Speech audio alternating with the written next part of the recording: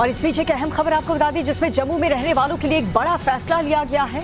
1 साल से जम्मू में रहने वालों का वोटर आईडी बनेगा। जम्मू के डिप्टी कमिश्नर ने यह आदेश जारी किया है। सभी तहसीलदारों को वोटर आईडी जारी करने का आदेश भी दे दिया गया। वोटर आईडी के लिए जरूरी डॉक्यूमेंट्स जमा करने होंगे और उसके बाद हर किसी को ये वोटर आईडी दे दिया जाएगा। 1 साल से जो लोग जम्मू में रह रहे हैं उनका वोटर आईडी कार्ड बनेगा। जम्मू के डिप्टी कमिश्नर ने खुद इस बात के आदेश देते हुए सभी तहसीलदारों को वोटर आईडी जारी करने का आदेश दे दिया है कि जो भी लोग बीते 1 साल से जम्मू में रह रहे हैं उन सभी को वोटर आईडी दिया जाए। और इस पर बीजेपी नेता की तरफ से क्या कुछ कहा गया वो आपको सुनाते हैं। लागू होता है वो जम्मू कश्मीर में क्यों नहीं लागू होगा? अगर ऐसा कोई प्रावधान वहाँ है तो यहाँ भी होना चाहिए।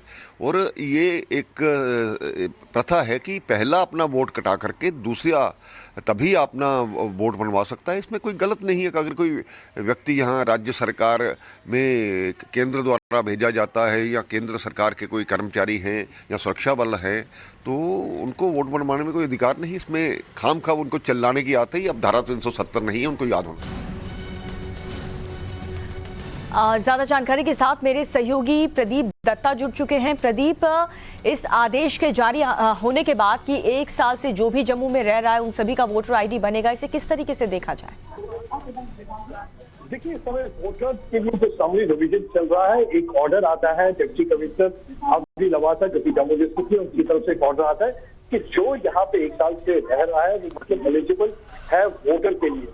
और अगर उसके पास ये डॉक्यूमेंट होने चाहिए, आधार कार्ड होना चाहिए, पानी का कनेक्शन होना चाहिए, बिजली का कनेक्शन, कोई भी आपके पास अगर डॉक्यूमेंट है तो आप यहाँ पे आपको वोटिंग राइट्स मिल सकते हैं।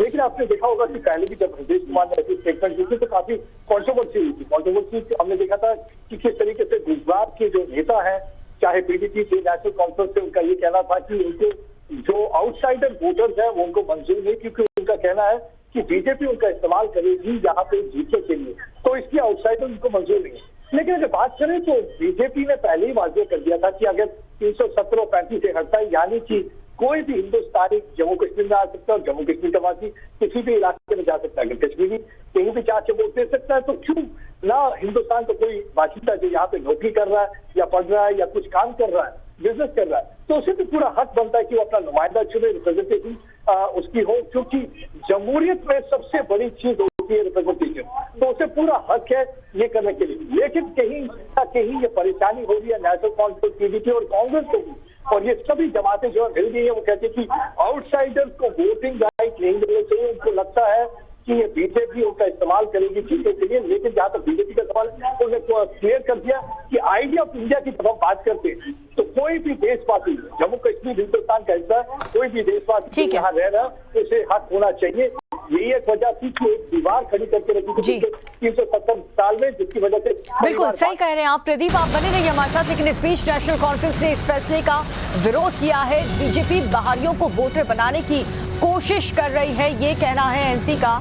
एनसी इस पूरे फैसले का विरोध कर रहा है। जिस तरीके से जम्मू में जो 1 साल से रह रहे हैं उन सभी का वोटर आईडी बनना चाहिए, उसके लिए जितने भी जरूरी डॉक्यूमेंट्स हैं उसे सबमिट करने के लिए कहा गया। ये आदेश बाकायदा तहसीलदारों को जारी किया गया है। लेकिन बावजूद इसके नेशनल कॉन्फ्रेंस ये कह रहा है कि हम इस फैसले का विरोध करते हैं कि इसमें भी राजनीति है। बीजेपी बाहरियों को वोटर बनाने की कोशिश कर रही है, ये आरोप एनसी की तरफ से लगाते हुए इस फैसले का विरोध किया जा रहा है।